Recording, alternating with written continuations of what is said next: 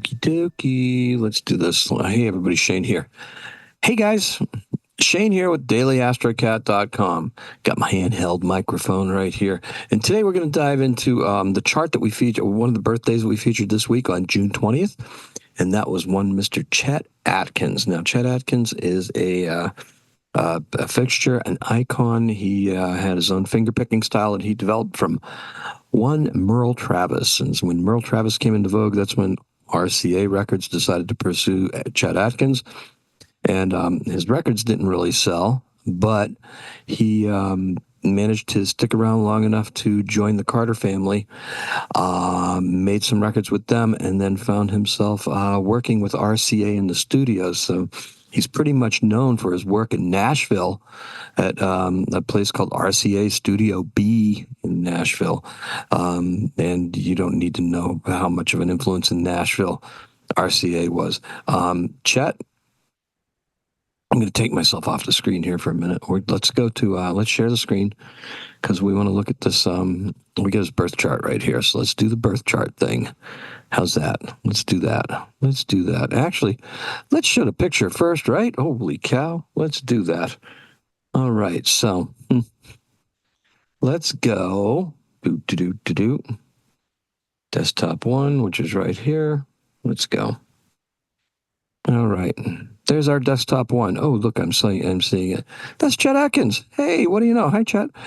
He, oddly enough, on the 20th, it would have been his 100th birthday. Okay, that would have been 100 years. He was born in 1924. Now, if we go to the chart here, this is his chart. This is what his chart looks like. He's born in Luttrell, Tennessee, at 2 in the morning. And you can tell it's a morning because you got this chart, you got this little circle right down here, right? That's the sun. So the sun is directly, that's practically the midnight position right there. So 2 in the morning, we got it right there. That's Chet Atkins. All right, so he is a Gemini because the sun is in Gemini, if you notice down there. That's where our sun is at. So can I get rid of that little magnifying glass? Come on. There it goes. All right, so, and then it shows up when I move the mouse. All right, so anyway, there's our sun in Gemini. We also have Mercury in Gemini, conjunct with Black Moon Lilith. That's going to show a desire and a drive to communicate, a drive to perhaps record. Who knows, right? We know him for his recordings, that's for sure. Okay, he when he was at RCA, which was most of his career, he recorded people like, let's see, we've got Dolly Parton, Perry Como, Elvis Presley, the Everly Brothers, Eddie Arnold, Don Gibson, Jim Reeves, Jerry Reed, Waylon Jennings, Roger Whittaker, Anne Margaret, a lot of other people. So he was very, very active in the recording of those RCA hits down there, okay, down in Nashville. Now, he's credited with a sound that developed during the 70s called the Nashville, it's a Nashville pop sound, the Nashville sound. He actually developed the Nashville sound. Now, Rolling Stone actually named him number 21 of the greatest guitar players of all time. Okay, for a recording executive, that's not too bad, right? And he was made a vice president of RCA, and then he also is in the Rock and Roll Hall of Fame, the Country Music Hall of Fame, the Musicians Hall of Fame. I mean, Hall of Fame material, right? Also, George Harrison is credited with being one of his influences. Even as credited Chet Atkins as one of his influences, and you can hear it and say, like, all my lovin'. All right, so with that being said, let's take a quick look at the astrology here because this is what we're here for, right? This is the fun part. So we have a birth time of 2 a.m., which is our sun. That's our nighttime chart here. Here's our horizon. So the stars we have in the sky, we've got the moon, and we've got Mars, and we have Uranus right here. Uranus in the 12th house. These are the house signs right here, these clock numbers. Now, this is set for Luttrell, Tennessee, and I'm probably even saying it wrong, because it's probably like Luttrell, okay? So Now, there's a couple of interesting things in this chart that you would notice if you were doing, say, like a natal chart reading for Chet Atkins. You would, or somebody similar to this.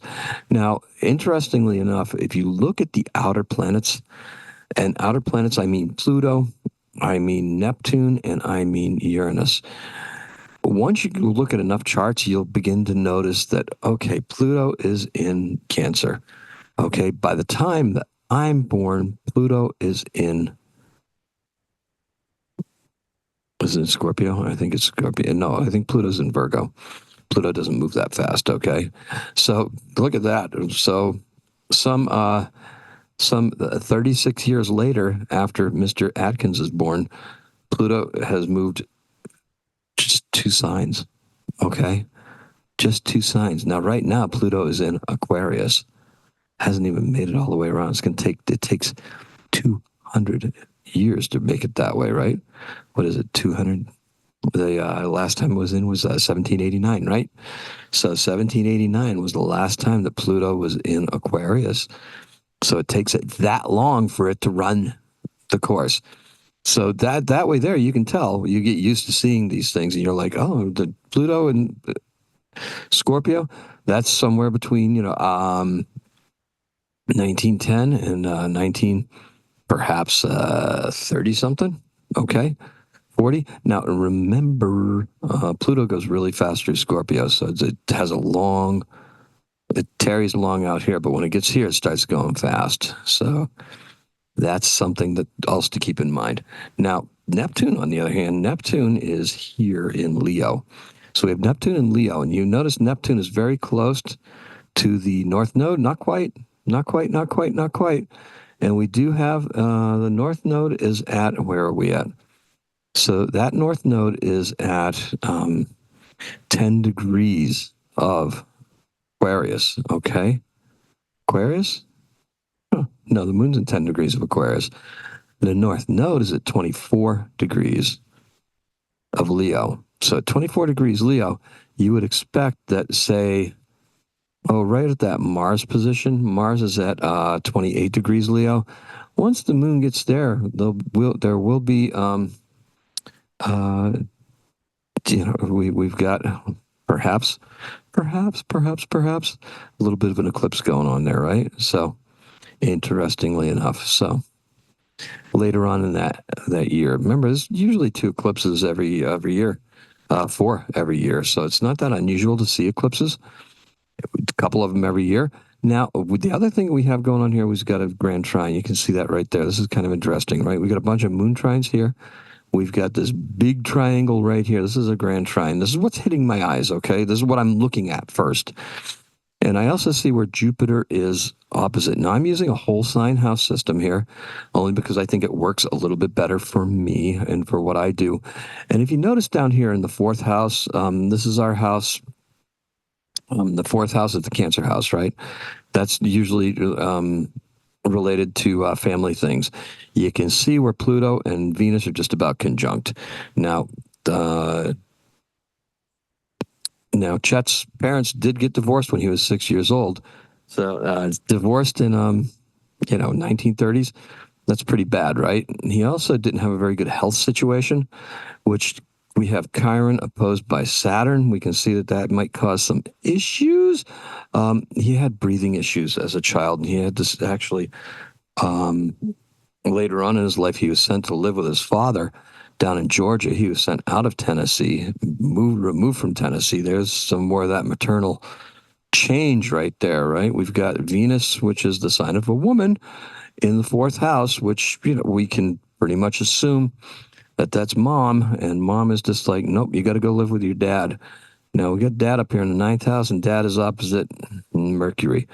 Don't know what that means, but hey, I like using Jupiter as a signification for the father, only because now he did get a guitar from his brother, but when he was sleeping in that chair, he did happen to sleep with a guitar in his hands, and that's how he slept for most of his life. He'd fall asleep in a chair holding a guitar. And that's how he would go to bed. Okay. What do we have with this grand trine here? Because this interests me. Now, we also can see here that there's this Neptune with the North Node. Probably not quite conjunct because they're widespread, but opposite Mars, Mars has a big enough orb that it's going to pick up both of those and be opposing both. It will be opposing that just a little bit. Okay, we've got this kite configuration here. You can see where the two trines, the Saturn and the Sun, are joined with a trine. That's a hard-working duo, right? We're working hard to put out records. We're working hard to work with other people. Producers bring people together, right? That Saturn in that sign, that's a sign of diligently working to execute contracts, everything like that. What do you think recording's all? It's about those contracts, right? He became a vice president for RCA. Contracts, work, doing the work. Now, did he get to perform doing that? No, he didn't get to perform doing that. He wasn't even recording doing that. And that causes some kind of a little bit of tension somewhere along the lines. And that Mars is a tension point, and so is that Neptune a tension point. So you can see where that crosses that, and they kind of help each other out because it all works in some strange way, but he doesn't really get to do what he wants to do because he wants to be a guitar player. He doesn't want to be an executive yet. With that Saturn being prominently placed in that seventh house of partnerships and contracts, hey, that's what he's doing, okay? And you can see with Capricorn here in the 10th house, the work is very important. That work ethic is very important. You know, he grew up poor. Once you're making money, you're not going to give that up. He grew up poor in Tennessee. I mean, he said he was poor. He was one of 5 children. And once you get that, I don't know if you've known people that were born in that, that lived through the Great Depression, but folks who did, man, once they get a job, they never gave it up, did they? No, they never gave a steady gig, and they wouldn't do that. So he wouldn't turn down the chance. He wouldn't turn his back on the company if the company's paying him and taking care of him. Yet he's got this artistic ability here that he can use and he can leverage with both not only who he is, but what he does. So that's a very interesting pattern right there because those sextiles work together with this, with the Neptune. And, Neptune in the 5th house, that's a very creative place. That's a creative place. He created his own style of guitar playing. It's a finger picking style. Merle Travis would do it with a flat pick, and he could actually pick that stuff out. Chet Atkins developed it with his right hand, thumb, and 2 or 3 fingers, depending on what was needed to play the part. It's not flashy, it's not steady, but you know what? It sounds really, really good. It's a really good sound, and his accolades prove it.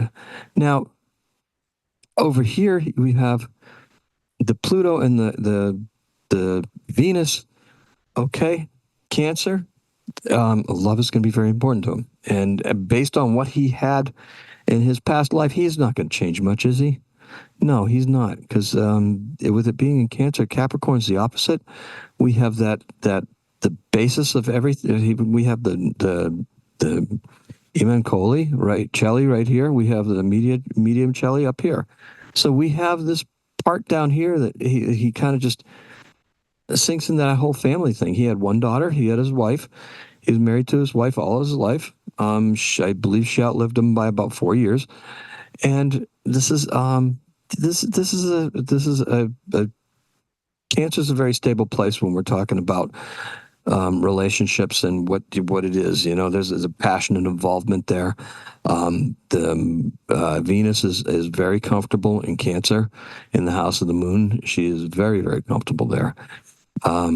She's comfortable in all the water signs, but she's very comfortable in Cancer at this point. So that's a nice look right there. The Gemini, the ability to be able to just adapt and, hey, I didn't make it doing this. I can make it do. His career has so many different stages to it and so many different permutations that once you see it through the lens of Gemini adaptability, that's what makes it fascinating. It's just a really good pick. And I don't do these things consciously. I kind of pick them out, and then I'm like, what happens? And you can see it's getting darker outside. It's going to rain more. I'm more in the shadows. Woo. Okay. I don't think I'm on screen though, but I'm just setting you up for the scare when I come back on screen. All right. And Chiron in that first house in Aries. There's a certain drive to that. There's a certain wanting to be in with the action. And my goodness, was he in on the action, huh? Elvis Presley, Dolly Parton. Are you kidding? He's the one that brought them into Nashville and started recording them. That's pretty cool, right? That's really cool. And you can see that duty, that doing the thing, it was pretty much what he encompassed. He encompassed that. His nickname is the Country Gentleman. He's also called Mr. Guitar. There's a technical ability there with Mercury in Gemini. Because remember, Mercury rules the sign of Gemini. Okay, and that's what we're looking at. We're looking at Mercury as the ruler of Gemini, giving him that versatility, that dexterity, that ability to do things. Now, you normally associate that kind of dexterity with Virgo, and Virgo's in the sixth house. So that's the work. That's the work that it took to come up with that style. There aren't any planets in there, but yet that sixth house, that house of service, that house of work, that house of how can I help? What can I do? How can I do things better? That Virgo house of precise and demanding and exacting kind of work. You can see how that the Saturn and Neptune just kind of jump over that. It bridges that gap. Okay, from Saturn from here, they don't see. They're next to each other. Okay, it's there. You know that you can do it, but can you really? Is it really? Are you really able to focus on that point, or does that point become kind of like in a lesser person that could really be a stumbling block? Because I really want to be really good at guitar playing, but yet I've got this position up here, administering contracts and recording other people and making them feel comfortable, whatever, producing records that makes it. This is what you're doing. This is what you're doing for work. And you're okay with that. You're okay with that. You're also okay with this creative process here. So you did your little work here, and now you are kind of a creative process along this line. That sextile there, that helps us. That we identify with that part of us that we can't really utilize right now because this is the axis right here. But yet we've got this in the bank for later, and we can bring it out over here in the 11th house.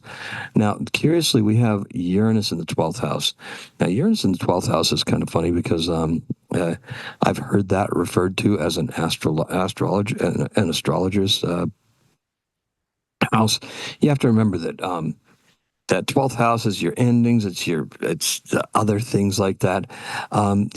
Uranus is always eccentric and unexpected. Now, what does it match up with? It matches up with his Venus.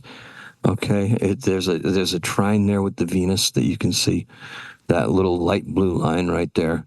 You can see that, and then we have another kite aspect here with Chiron. So Chiron to Saturn, to Mars, to the Sun.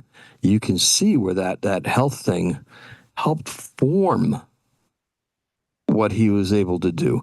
It made it so that he could communicate with other people, and that was that. This 11th house. This is a social house, right? This is how we go about things. So the Mars, the actions are taken at a level that get out to others, and with the Moon being in Aquarius, this makes for a very, very unique individual. Aquarius is a fixed sign. It has a bunch of quirks and stuff like that. So the insistence on coming up with his own finger-picking style, yeah, that's there, right? That insistence of what it is that we want to, what we identify with. And you can see that it's sextile with his ascendant. So that forms very much part of his persona, per se, and so a lot of his emotional makeup, how he actually experiences the world through his feelings, is by communicating to others and making them feel that they can reach others through him. Okay, that's the best way I can sum it up. It's not that, oh, I'm so unique, I can do this. No, this is sextile to the ascendant. So the ascendant is our, that public face that we have, and it's eventually what we kind of morph into, with Aries sitting right there. And that Aries is going to be sextile with the planets that are also so say like his ascendant right here is going to be sextile Mercury. So he can communicate this stuff effectively, and just reach out to the feelings and use his production skills to get others feeling the music the way that he felt it. That's a beautiful producer point. I got to save that.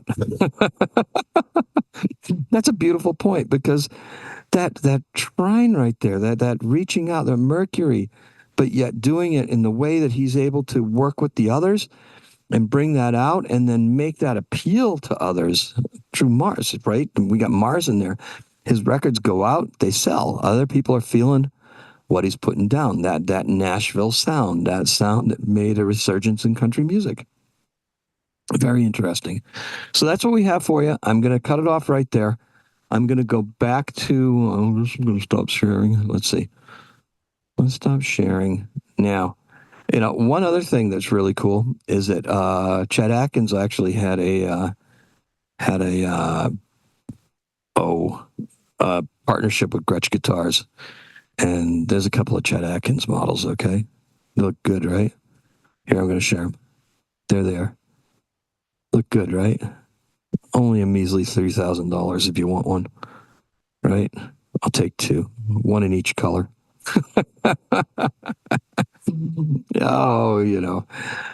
Just someday, right? They're half bodies. I do like them. They have a nice tone to them. When I play them, they tend to distort, but that's the way they are, right? So anyway, hey guys, that's it. Getting a little dark in here. Told you it was going to get scary, right? I'll have to adjust the lighting for the next video, because it was okay when I started out, but it got a little bit darker as I went. So that's all I have for you. Thank you for watching, and happy astrocatting. Bye.